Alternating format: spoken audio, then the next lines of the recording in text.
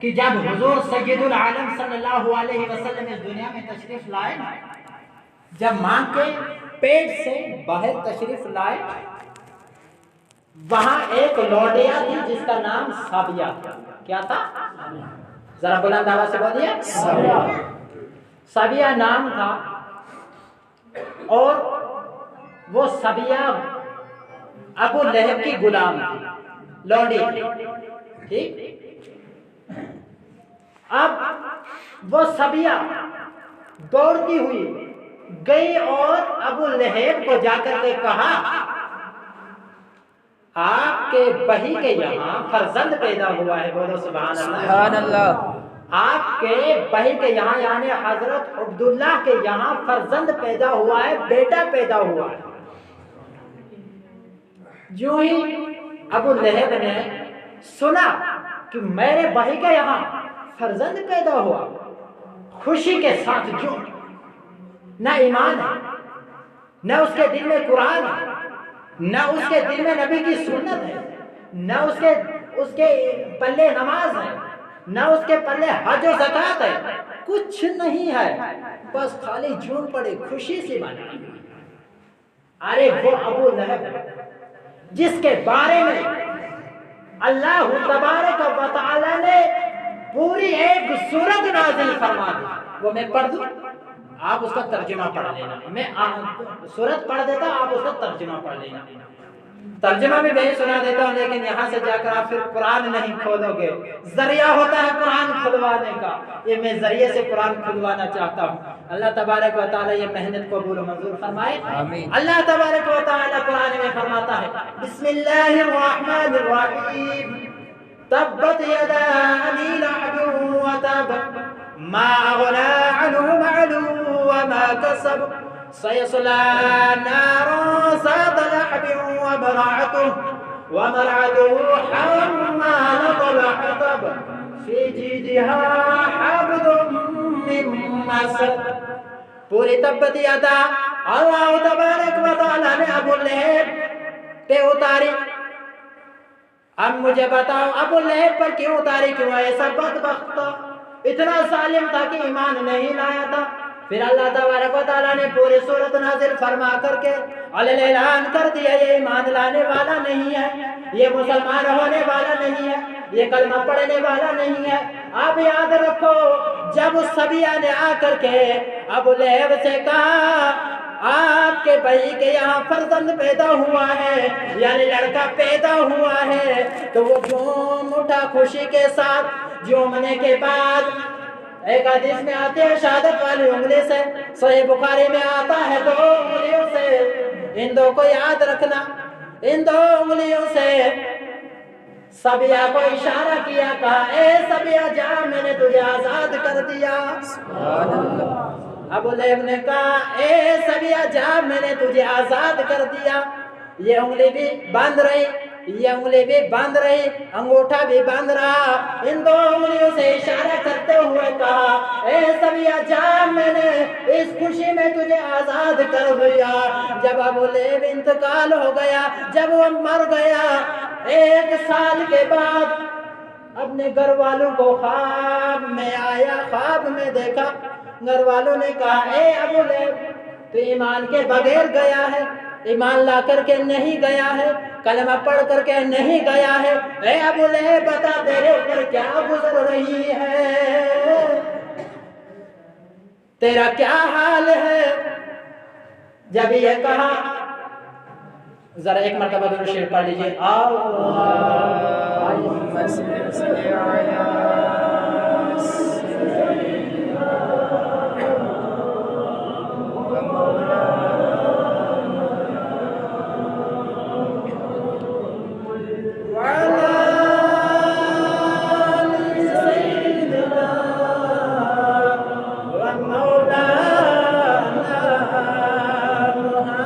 علی ابو لہب نے خواب میں کہا کہ کیا کروں میرے ساتھ، جب سے میں آپ سے جدا ہوا ہوں، جب سے میں نے آپ کا ساتھ چھوڑ دیا ہے، یعنی وہ دنیا چھوڑ کر اس دنیا میں آ گیا ہوں، تب سے میرے اوپر بڑی سخت عذاب ہو رہے ہیں، میرے ساتھ مجھے بہت ہی سخت عذاب ہو رہا ہے، لیکن اللہ کا کرم ہے، میرے رب کا کرم ہے کہ میں نے جس دن سبیہ کو 2 انگلیوں سے اشارہ کیا تھا، محمد کی خوشی میں اشارہ کیا تھا، میں نے تجھے آزاد کر دیا، ان 2 انگلیوں سے مجھے سوموار کے دن ٹھنڈا پانی پلایا جاتا ہے۔ سبحان اللہ۔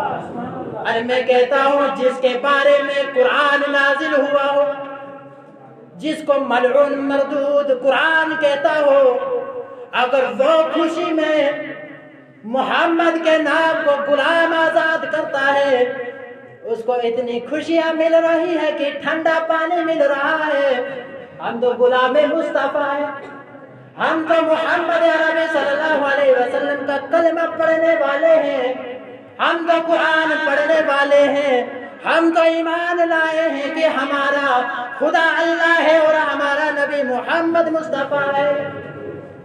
اب بتاؤ، ایک ایسے کافر کو رہائی مل رہی ہے، عذاب میں تخفیف ہو رہی ہے، اگر ہم ایمان کے ساتھ، محبت کے ساتھ، دل کی صفائی کے ساتھ عید میلاد النبی کے خوشی میں کسی کو 2 کھجوریں کھلائیں، کسی کو 2 دانے شرینی کھلائیں، کسی کو 2 دانے شرینی کھلا دیں، بتاؤ وہ اس ابو لہب کا حشر دیکھو، جب اس کو اتنا فائدہ ہو رہا ہے تو ہمیں کیوں نہیں ہوگا؟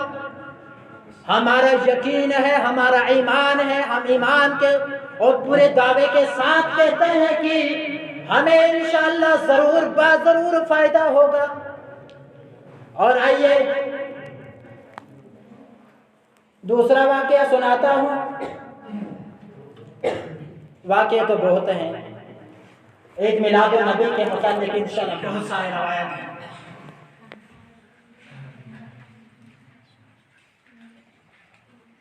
حضرت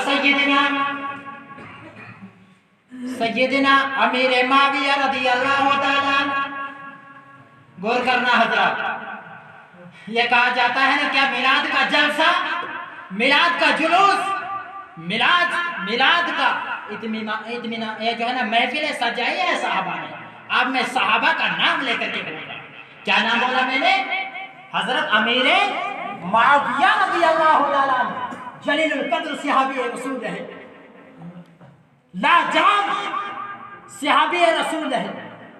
اب یہ روایت فرمائے کہ ہم مسجد نبوی صلی اللہ علیہ وسلم کے باہر بیٹھے ہوئے تھے اور ہمارا نبی صلی اللہ علیہ وسلم اپنے حجرے میں تشریف فرماتے، تھوڑی دیر ہم بیٹھے رہے، اور جو محفل کا بانی تھا، جیسے اس وقت محفل کا بانی میں گناہگار بندہ ہوں، اسی طرح سے اس وقت محفل کا بانی تھا، محفل کا بڑا تھا، وہ محفل کا بانی کہہ رہا ہے، اللہ کا حمد و ثنا کر رہا ہے، اللہ کے نبی کا شکر بجا لا رہا ہے۔ اتنے میں نبی تشریف لائے، صحیح مسلم کی حدیث ہے، صحیح ترمذی کی حدیث ہے، کہا کہ اتنے میں نبی عالم صلی اللہ علیہ وسلم تشریف لائے، اور نبی نے آ کر کے کہا، اے میرے وفادارو جانثارو، اے میرے غلامو تم کیا کر رہے ہو؟ کیا کہا؟ اے میرے غلامو تم کیا کر رہے ہو؟ تو صحابہ نے کہا، اے ہمارے رسول صلی اللہ علیہ وسلم، اے ہمارے رسول صلی اللہ علیہ وسلم، آپ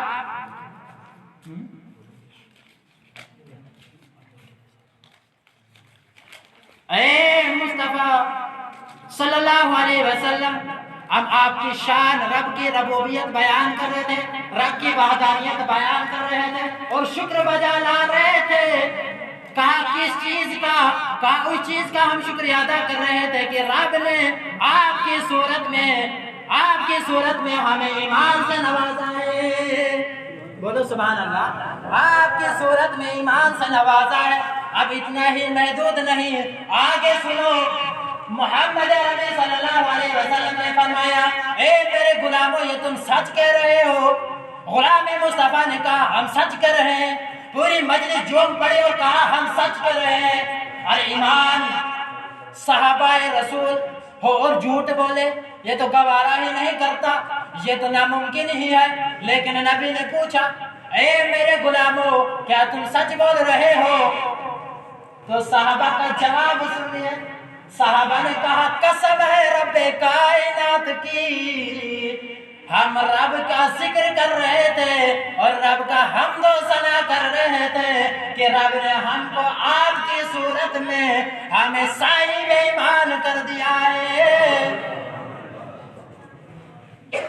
اب یہ جب قسم کھا کر رب کے محبوب نے کہا تم قسم کھاؤ تب میں یقین ہے۔ جب صحابہ نے قسم کھائی اور قسم کھانے کے بعد اتنا کھا لیا کہ اے میرے غلاموں میں نے آپ سے قسم نہیں لی کہ آپ جھوٹ بول رہے تھے، مجھے یقین نہیں ہو رہا تھا، بلکہ میں نے حجرے میں جبرائیل امین علیہ السلام تشریف لائے تھے اور جبرائیل علیہ السلام کہہ رہے تھے کہ اے میرے رب کے محبوب، سلام پیش کرنے کے بعد کہا اے میرے محبوب یہ جو تمہارے غلام تمہارے صحابہ جو اس وقت مجلس منا رہے ہیں نا، رب خود رب کائنات فخر محسوس کر رہا ہے اور فرشتوں سے کہہ رہا ہے دیکھو میرے مصطفیٰ کے غلام کیسے محفل کو سجائے دیتے ہو۔ اب فرق اتنا ہے کہ تب یا ہر حساب ہوتا ہے اگر ایک ڈی سی کا لڑکا ہو نا، ڈی سی کا اس کا لباس ویسا ہی ہوگا، اور ایک مولوی ہو نا اس کا لباس ایسا ہی ہوگا، ایک مزدور در ہو اس کا لباس ایسا ہی ہوگا۔ اسی طرح سے اس میں بھی تبدیلی آ گئی ہے کہ پہلے جلسے جلوس جھنڈیاں لے کر کے جلوس کے ساتھ صحابہ نے جلوس نہیں نکالا، لیکن میں اتنا پوچھتا ہوں جب نبی کا ذکر کرے وہ خود رب کائنات فرشتوں میں فخر کرے، فخر محسوس کرے، تو آج اگر ہمیں اللہ تبارک و تعالیٰ نے اپنے نبی کے صدقے دیا ہوا ہے، ہم کو نبی کے صدقے میں سب کچھ ملا ہے، آج اگر اس کی محبت میں ہم 50-100 روپیہ نکال رہے ہیں، بتاؤ یہ کہاں سے ناجائز ہے؟ بتاؤ یہ کہاں سے ناجائز ہو گئے؟ اس لیے حضرات گرامی عید میلاد النبی تمام دنوں کا سردار ہے، یہ قرآن نے فرمایا ہے، یہ قرآن نے فرمایا ہے۔ بہت ساری روایتیں رہ گئی ہیں لیکن مختصر میں نے آپ حضرات کے سامنے پیش کیا ہے۔ تو